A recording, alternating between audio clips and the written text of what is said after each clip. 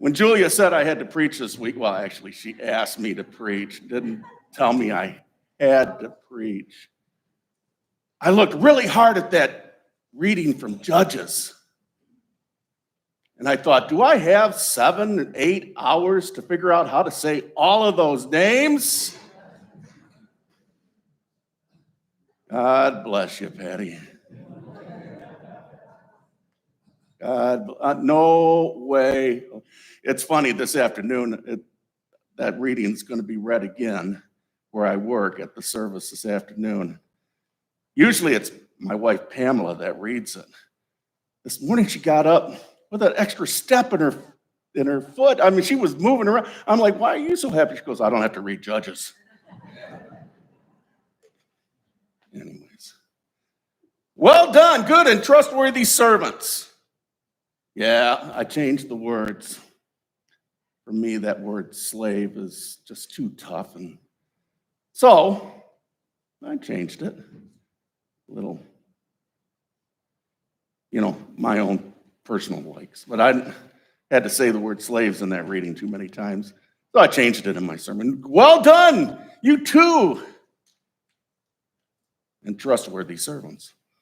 Now, recently I had the pleasure to reconnect with one of my very close friends. He stood up in my first wedding, and I was lucky enough to stand up in his first wedding.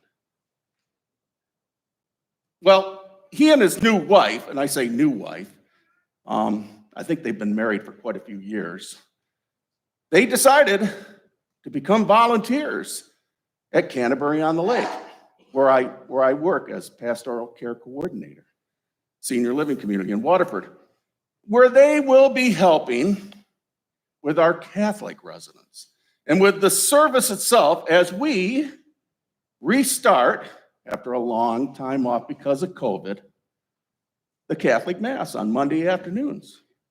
My Catholic residents are very excited about that.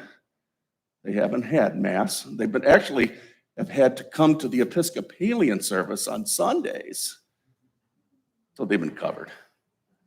Now, the day the volunteers came in for my orientation and the tour of the community, he and I shared with each other how much we have not only missed each other, but also how our lives have changed.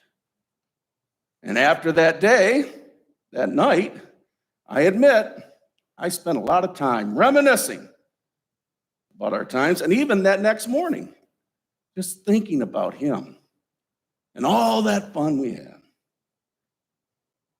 See, we did so much things when we were younger.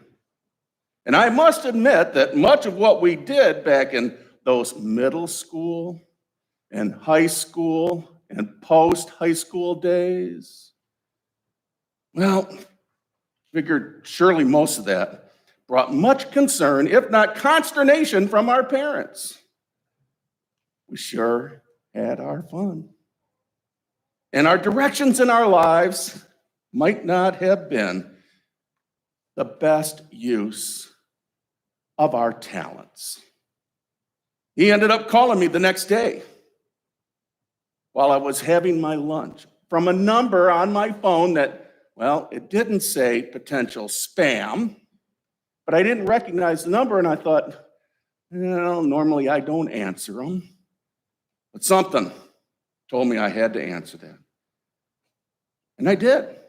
And we spent the better part of an hour catching up again, talking about how God has been at work in our lives.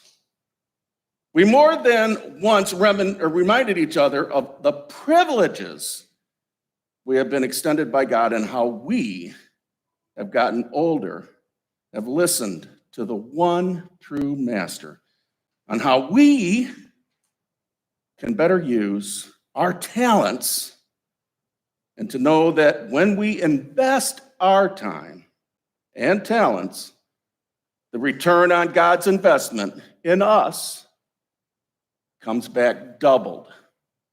Maybe not monetarily, but in riches for other and for God.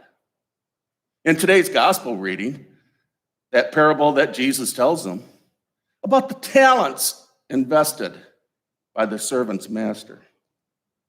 To those servants, we see how not only the servants, but the master reaps the profit of the two servants who properly invested what was entrusted to them.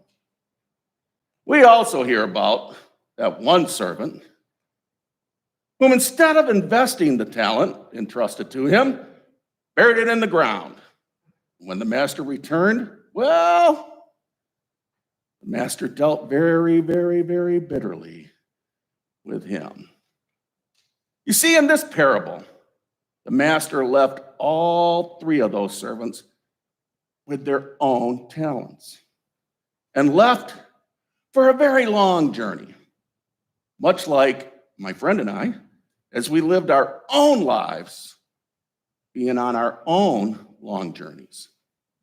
It took both of us time to realize the talents entrusted to us by God, but eventually we both invested those talents to the betterment of God's people and his creation.